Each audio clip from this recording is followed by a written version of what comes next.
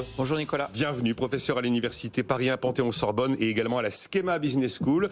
Vous avez publié plusieurs ouvrages. Alors il y en a un qui va sortir, je rouvre le petit SMS parce qu'il n'est pas encore...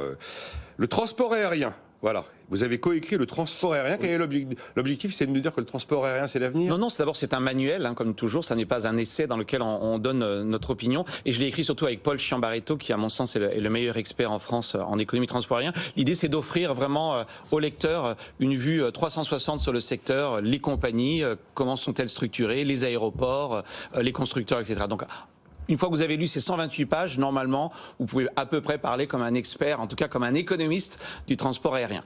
Mais la réalité, c'est que le transport aérien a de l'avenir. Mais c'est évident. En fait, ce que vous montrent les statistiques, c'est que les déterminants du trafic aérien à long terme dépendent essentiellement de deux variables.